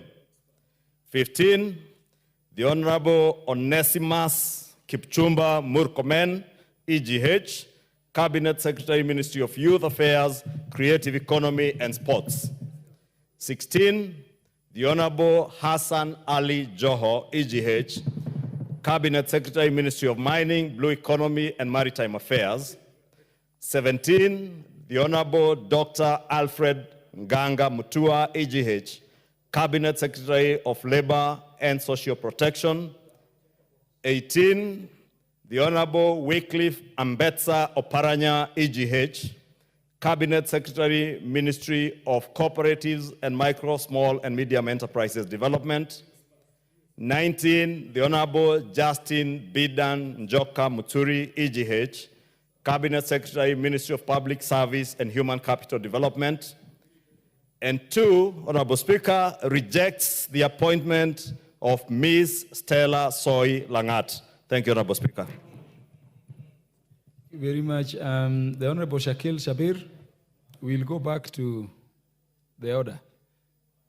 And members, those members who want to speak to this motion, I told you we have less than 12 minutes. You may approach Honorable Mishi, you know what to discuss with her. Because at 12:42, I will be calling her to reply. Honorable Shabir. Thank you, Mr. Speaker, sir. Mr. Speaker, 1 in every 4 Kenyans are probably suffering from mental health issues. We as Kenya has forgotten the issue of mental health. Actually, more than that, 1 of every 2 youths are struggling with mental-related problems. Mr. Speaker, sir, we have been sidestepping the issue of mental health. Mental health to us in Kenya has always been Matari, Tuma Matari, or that madman in the village. Mr. Speaker, sir, that there is a thin line between PhDs and brilliant minds, geniuses, and mental health. Mr. Speaker, I will remind you, you must have seen him. He used to be on the, and Jomo Kenyatta, he was here opposite the post office, a very well-known professor, walking around naked. Now, the problem in healthcare is that we have been, there's a stigma on it. We deny it. We want to silence it. We want to put it together with traditional witches. We want to put it together with others. We have no budget for this. We have no intention of doing anything rather than locking these people away in a Matari-like institution. Mr. Speaker, sir, there was a task force set up in 2020 by a very eminent Dr. Jenga and his team. That task force has now come up with some of the regulations that we have. The formal mental health plan that they requested is the policy for provision of mental health care that the Honorable Mishi is now proposing. And I support her very much.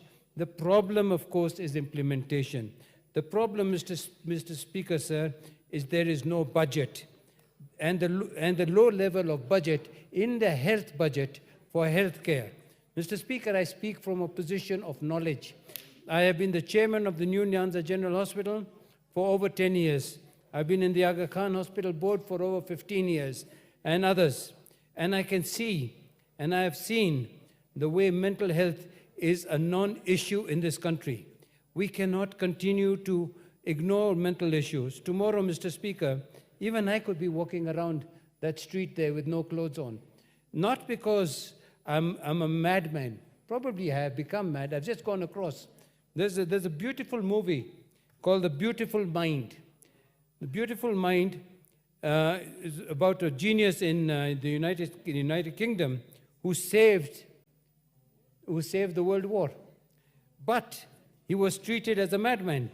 And many times even all these geniuses that we talk about are accepted and treated as mad people.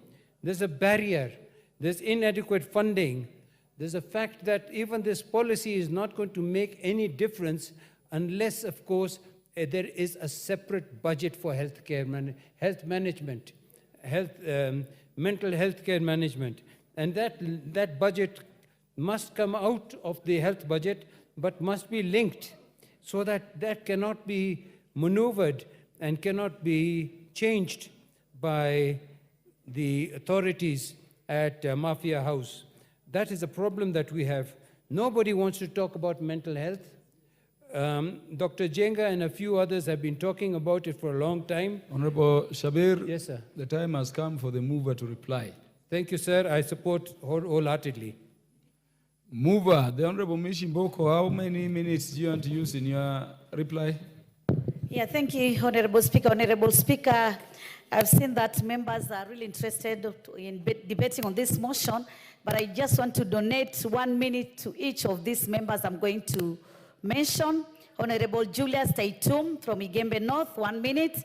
Honorable Rashid Bezimba, 1 minute. Honorable Rene Mayaka, 1 minute.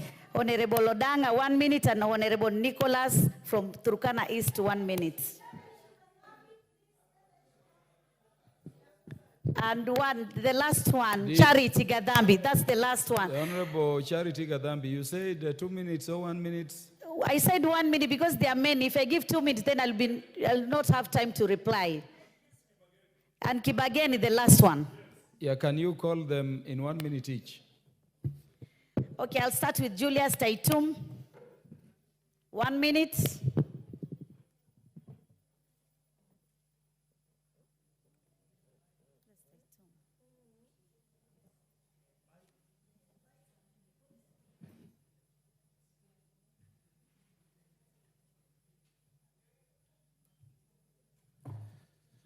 Thank you, Mr. Speaker. First of all, may I thank the mover for coming up with this critical motion. Mr. Speaker, mental health is critical today due to changing socioeconomic trends in our country and the social pressures like lack of jobs, lack of social facilities like housing and other needs that put pressure on people.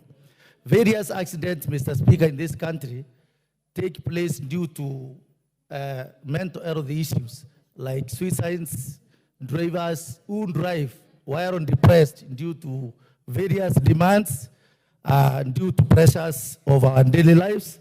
Mr. Speaker, anxiety levels are also a major cause of mental disorders in this country.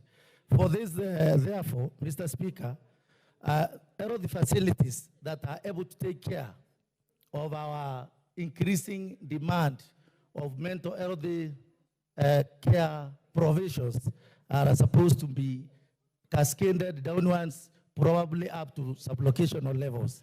In sublocational levels, if the country can afford.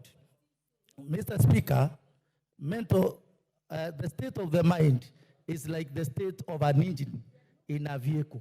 If the mind has issues, the entire... Next, honorable member.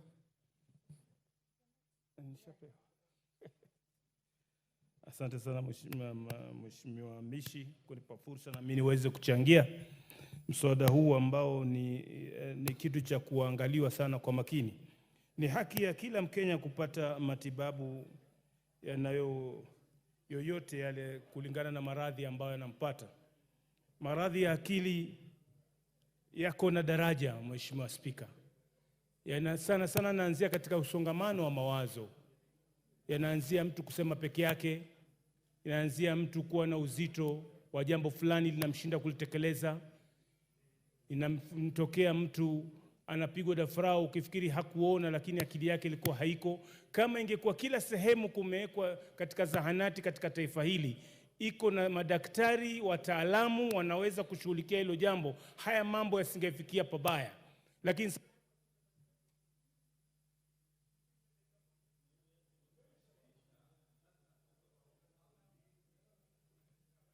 we request the members to go to the point.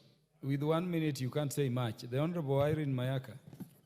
Thank you, Honorable Speaker, and thank you, Honorable Mishi, for this opportunity to also just add my voice in support of this very important motion.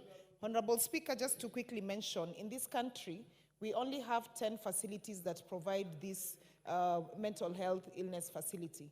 And so the reason why this is very important is because we need to have access to mental health facilities closer to our people, because we have cases in which people feel shy off from either saying that they do have these issues, or they feel very stigmatized when they want to mention that they have mental related issues. And so this is very important for us, and I just really want us to ensure that this particular policy is implemented and it doesn't gather dust, just like all the other policies that we have in this country. And so I therefore support this motion. I submit.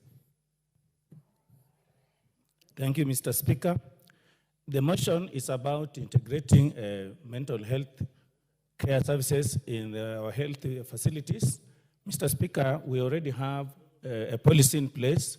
We only need to strengthen it and to ensure that they are functioning, it is implemented. Mr. Speaker, the fact that we have so many even like rehabilitation centers for the same and schools and units also shows that, Mr. Speaker, we really need people who are going to take care of these people who are suffering from mental health care services. We need really to make it stronger. Like in employment at the workplace, many of them are terminated just because of sickness, Mr. Speaker. These are the issues that we need to address. Thank you, Mr. Speaker. I support. Mr. Speaker, this issue of mental health, it has become a concern to all of us, starting from our homes, our institutions, and also in our security camps, because many people, we continue losing people at their homes, in schools, just because of hard time of economies in our country, which it has affected even to the level of each individual in this country. So it needs to be addressed at each level in this country. So, Mr. Speaker, I support. Was it Kibagendi, then Charity Katambi?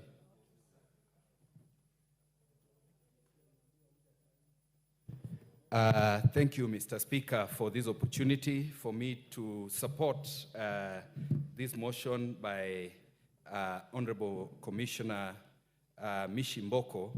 I rise to support as a member and the chair of the caucus on drugs and substance abuse, where we have raised the issue of access to mental wellness care in this country.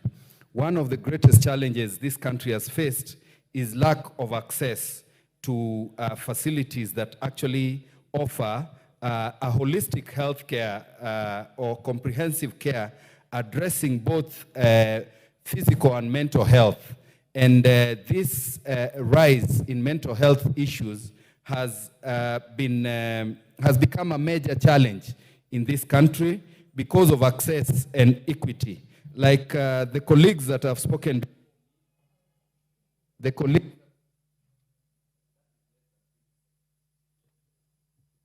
Honorable Charity Thank you Katambi. very much, Mr. Speaker. Sir, I'm standing to support the motion by Honorable Mishi that we need to have mental health services in our health cares. Mr. Speaker, sir, the fact is most of the families are so much affected, our youths are affected, but do we have the budget? This is the high time, members of parliament. We sat and made a decision that we need a budget in relation with how do we make it possible so that we can also have in every constituency that, Mr. Speaker, sir, we can have support for these matters of mental health services. Mr. Speaker, young people have been affected, families so much affected, our officers, every sector we have people affected. Therefore, Mr. Speaker, the idea of every healthy facility to have a mental health services, it will really support this country, it will save a lot of youths.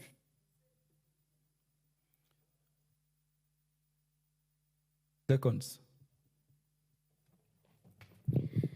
Thank you, Honorable Speaker. Honorable Speaker, I want to appreciate all members and to say thank you for your immense contribution on this motion. And I just want to say that every one of us have agreed that it is high time that we have to do some intervention in terms of mental disorder. And that we have some policies, we have some laws, but I think it's high time we need to push for enforcement. We need to push for actualization of the policies which we have formulated in terms of mental disorder. Honorable Chairman, I've also learned that most of the counties, they don't have a standalone hospital for mental disorders, or rather a unit which maybe have some specialization. They have doctors, they have nurses, they have drugs, and they have good infrastructure. This is a big challenge which cut across all the 47 countries in our country, all 47 counties in our Honorable members, the question on the motion under order number 12 will be put when it will be next. Can you reply? Honorable Chairman, I beg to move and reply. No. You just I beg to reply. Thank you very much, Commissioner. The question will be put for the convenience of the House to a future date when this matter will be scheduled by the House Business Committee. Next order. Order number 13, the Mung Beans Bill, Senate Bill number 13 of 2022, second reading. No, the order number 13 will be stood down to the future date when it will be scheduled by the House Business Committee. Next order. Order number 14, motion 024/2023, policy and funding for sugarcane farming in the country. The Honorable Peter Nabulindo, MP to move.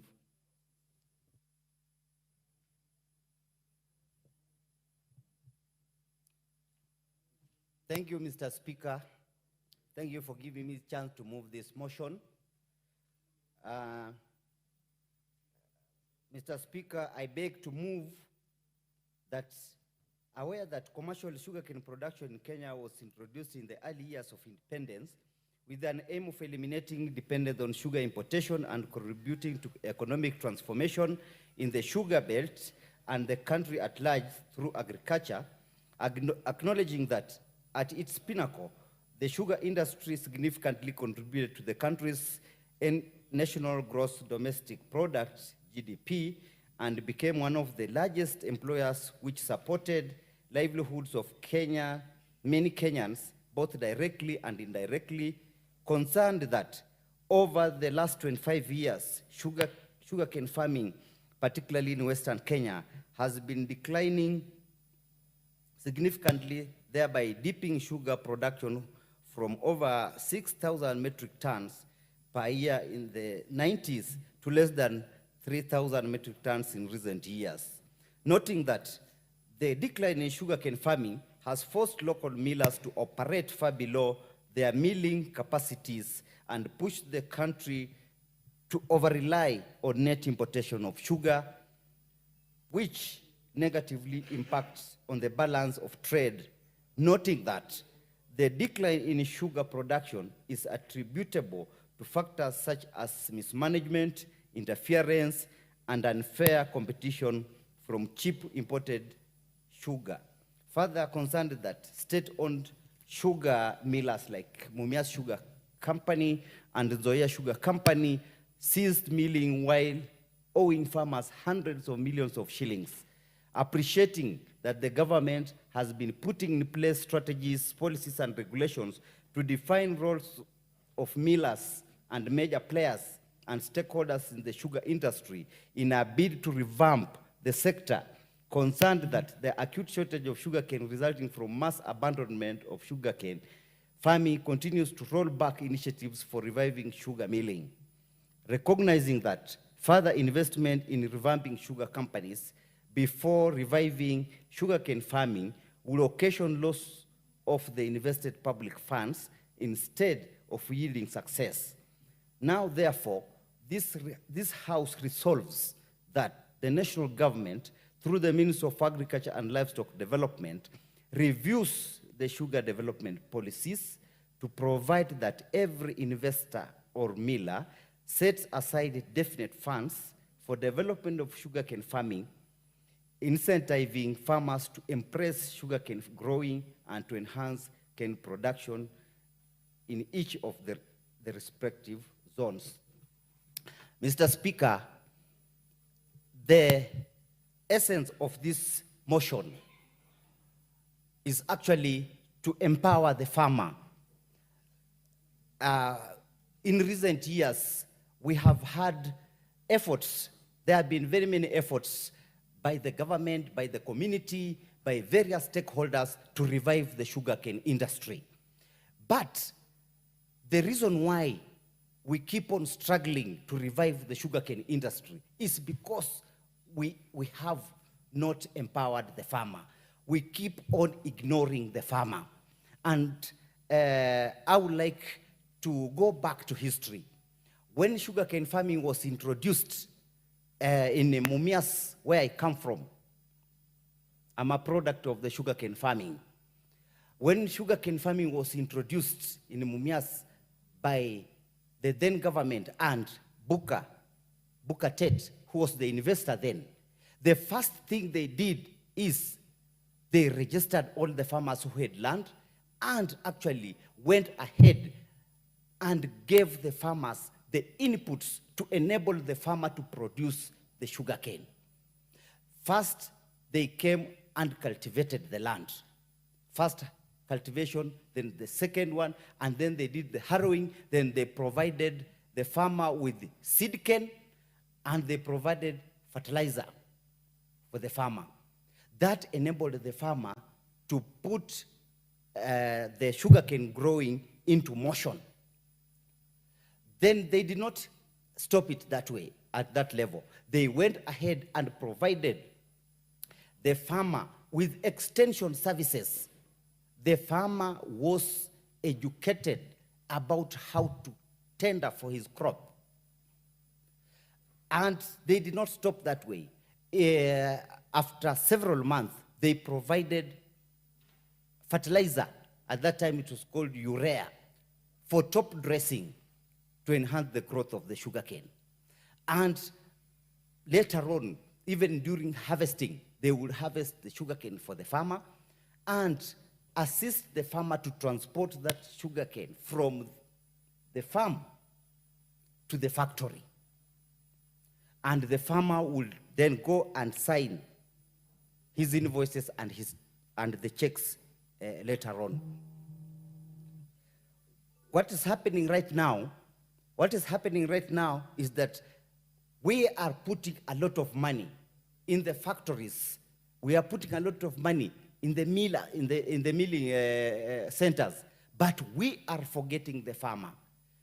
And without a farmer being empowered, the sugarcane industry will always struggle to stand on its feet. Right now, Mumias Sugar Company, there is a glimpse of hope. We have seen some small smoke coming out of it. But there is no impact to the farmer because the supply of sugarcane It's not from mere Order, stone. Honorable Oscar Nabulindo. Yes, Mr. Speaker, sir. You will have 25 minutes. Yes. When this particular motion will be next scheduled to be transacted by the House Business Committee. Thank you, Mr. Speaker. The time Obliged. has come for us to rise. Let's be upstanding. Honorable members, time being 1:00 p.m., this House stands adjourned until Wednesday, the 7th day of August 2024 at 2:30 p.m.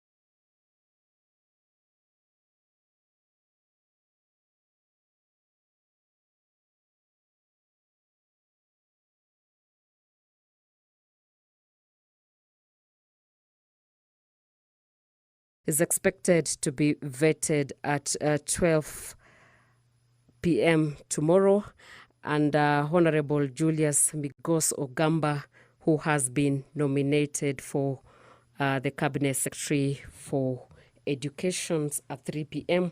And then we conclude the day with Honorable Rosalinda Soipan Tuya, who is a CS nominee for Defense.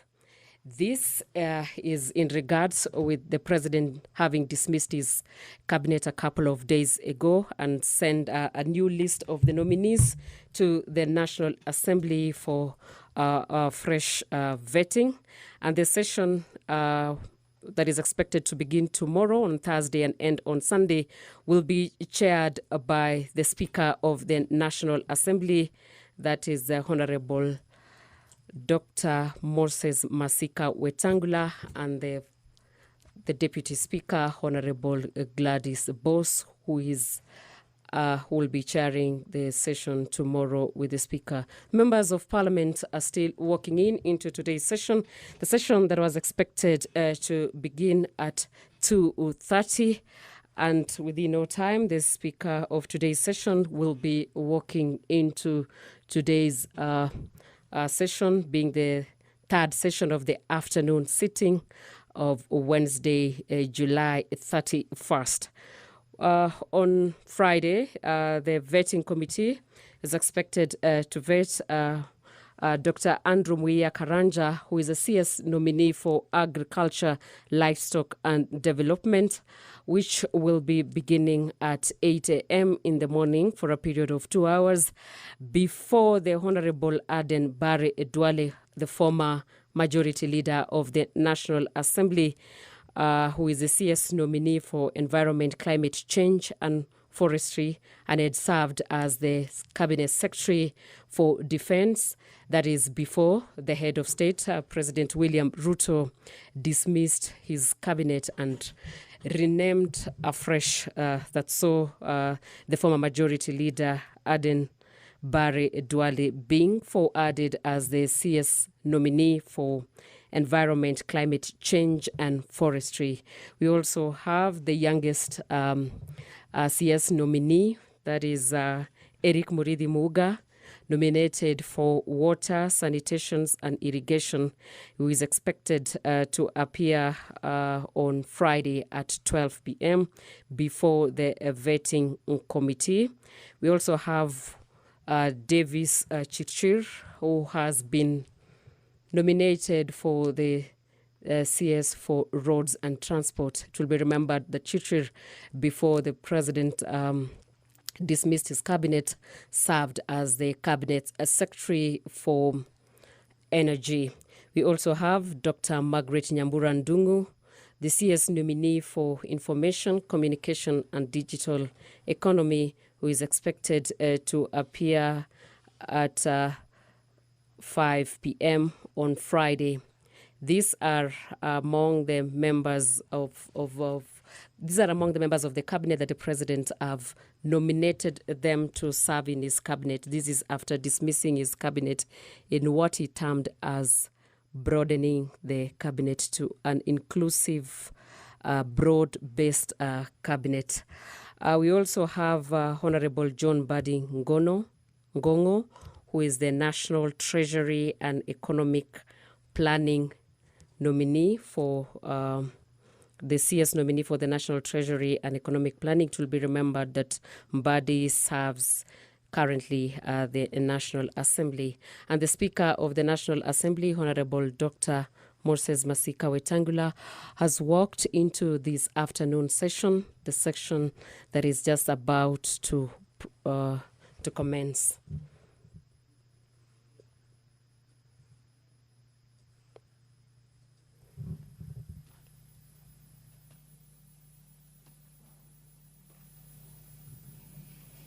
Mheshimiwa, tuombe. Ewe Mwenyezi Mungu, ambaye kwa hekima na wema wako umetoa nyadhifa za viongozi na mabunge kwa ustawi wa jamii na utawala wa haki wa wanadamu, tukusihi utazame kwa neema nyingi sisi watumishi wako ambao wameridhika kutuita tutekeleze shughuli muhimu za jamhuri yetu. Tukuomba uteremshie baraka zako sisi tulikutanika hapa na utujalie na tuyatende na kufikiria mambo yote yatakayofikishwa mbele yetu kwa njia ya haki na uaminifu, ili utukufu na sifa zako ziendelezwe, na ili kustawisha amani, ufanisi na heri ya nchi yetu na wale ambao haja zao umezikabidhi mikononi mwetu. Amen.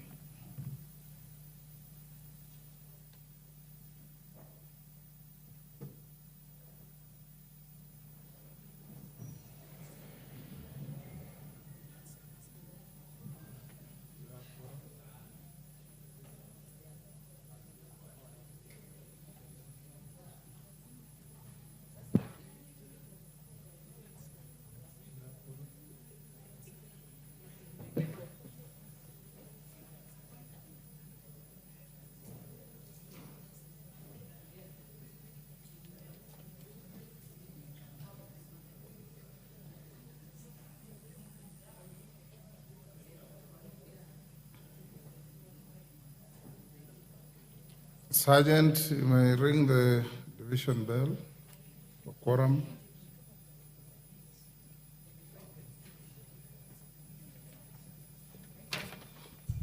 And having not achieved the requisite number for the House to commence this afternoon, the Speaker of the National Assembly, Honorable Dr. Masika Wetangula, has asked for the quorum bell to be rung to allow members of Parliament to walk into this important session, the afternoon session of Wednesday, July 31st, that was expected to commence at 2:30. And this is the session that members of Parliament will begin with the Supplementary Appropriations Bill, that is the National Assembly Bill number 39 of 2024, by the chairpersons for Budget and Appropriations Committee, Honorable Ndindi Nyoro, who is also the Member of Parliament for Kiharu constituency. It will be remembered that this is a resumption of debate that was interrupted yesterday, July 30th. And this is the bill that they're going to discuss on the supplementary budget and on the Committee of the Whole House after the debate that was interrupted yesterday. We also have a motion on the reports of the Auditor General on the National Government Constituency Development Fund for the 9 constituencies that is in Bungoma County, that by the chairpersons for decentralized funds. Jamatia, take your seat, the nearest seat. Thank you. Honorable members, I have 2 communications. The first one is on the appointment of members to a mediation committee on the Conflict of Interest Bill 2023. Honorable members, as you are aware, on Wednesday, 24th July 2024, the House rejected the motion on consideration of the Senate amendments to the Conflict of Interest Bill, National Assembly Bill number 12 of 2023. This decision consequently refers the bill to a mediation committee in accordance with the provisions of Article 112 of the Constitution and Standing Order 149. Article 113 of the Constitution requires that whenever a bill is referred to a mediation committee, the speakers of the Houses of Parliament shall appoint an equal number of members from both houses to attempt to develop a version of the bill for consideration by the Houses of Parliament. In this regard, honorable members, having consulted with the leader of the majority party and the leader of the minority party, I've appointed the following members to represent the National Assembly in the Mediation Committee: the Honorable George Murugara, CBS MP, the Honorable Mwengi Mutuse, OGW MP, the Honorable Silvanos Osoro, CBS MP, the Honorable John Makali MP, the Honorable Edward Murio MP, the Honorable Naisula the Suda MP, the Honorable Bisau Kakai MP, the Honorable Ken Chonga MP, and the Honorable Peter Masara MP. Honorable members, the aforementioned members will await the appointment of senators to the mediation committee for the committee to be fully constituted for purposes of commencing the mediation process. Once I receive a message from the Senate to that effect, I'll convey the same to the House. Thereafter, the Mediation Committee will embark on an attempt to develop a mediated version of the bill in accordance with Article 113. Gem, a great producer and an experienced broadcaster who produced and presented unbeatable shows like Kera Narogaishore. This country has indeed lost a countryman who has contributed a great deal to policy making for many years. Professor Gogi Joroge, Gaiwito Doragio Curia. Rest in peace, our dear friend. Until we meet again, yours truly. Proposed amendments to the Constitution. Honorable members, as you recall, in August 2023, the Houses of Parliament established the National Dialogue Committee, NADCO, to, among other things, facilitate dialogue and consensus building and recommend appropriate constitutional, legal, and policy reforms on issues of concern to the people of Kenya. The committee submitted its report to Parliament containing various recommendations in February 2024. Thereafter, upon adoption of the NADCO report by the National Assembly and the Senate, the leadership of the two houses met and adopted a clear roadmap to actualize the recommendations contained in the report. Consequently, in furtherance of the agreed roadmap by the leadership, I directed via communication number 06 of 2024 dated 5th.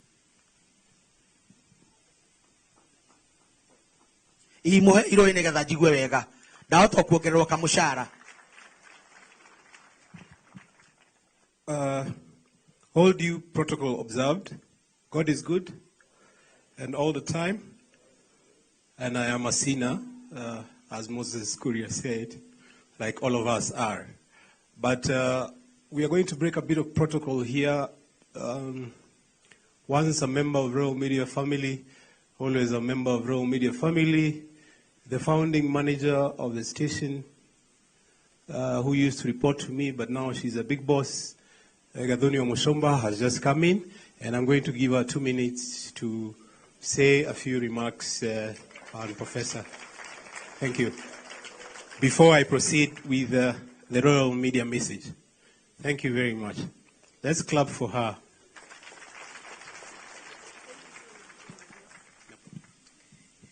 Thank you so much, my boss, Mr. Fred Afune, the family of the late Professor Gogewa Joroge, the clergy, my fellow leaders from various areas, ageni arĩa moimĩte kũndũ guothe thĩinĩ wa bũrũri wa Kenya, na andũ a thubukia Bwana asifiwe.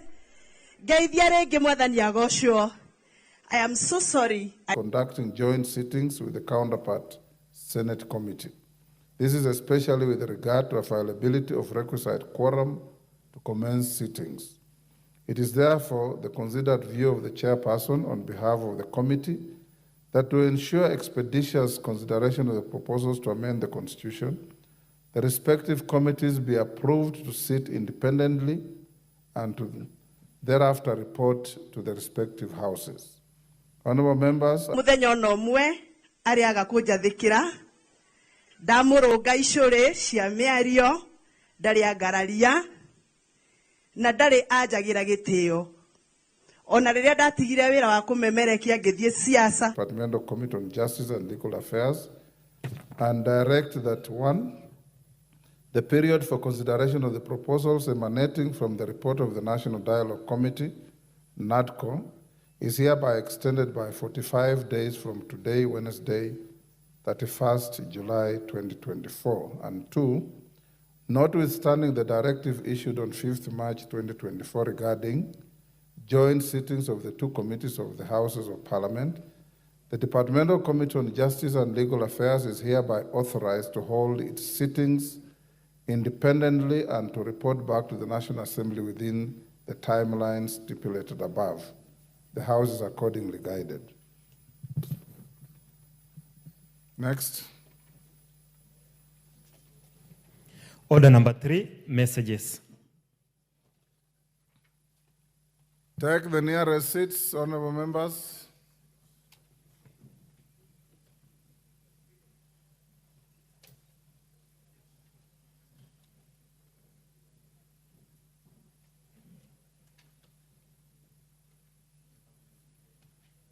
Thank you.